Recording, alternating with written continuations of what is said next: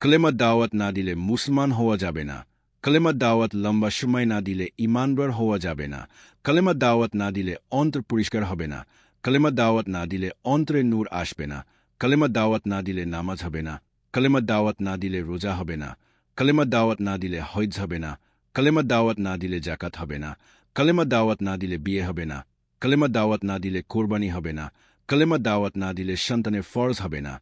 কলেমা দাওয়াত না দিলে সমস্ত ফরজ ধ্বংস হবে। সমস্ত মানুষের প্রথমে কলেমা দাওয়াত শিখে মানুষদেরকে লম্বা সময় দিতে হবে। নতুন কোরআন শরীফের আয়াত। সমস্ত মানুষের দৃষ্টি আকর্ষণ। প্রথম ফরজ কলেমা দাওয়াত লম্বা সময় দিয়ে বিশ্বাস স্থায়ী করতে হবে। দ্বিতীয় ফরজ বিশ্বাস স্থায়ী করে নামাজ আদায় করতে হবে। তৃতীয় ফরজ বিশ্বাস স্থায়ী করে রোজা রাখতে হবে। চতুর্থ ফরজ বিশ্বাসের কাজ করতে গিয়ে যে কষ্ট হয় তাকে বলে হজ।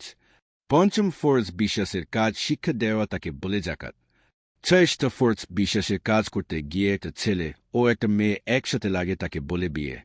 সপ্তম ফরজ একদল মানুষকে বিশ্বাসের কাজ শিক্ষা দিতে গিয়ে যে জানমাল ব্যয় করা নাম কোরবানি। কোরবানি হচ্ছে ত্যাগ করা।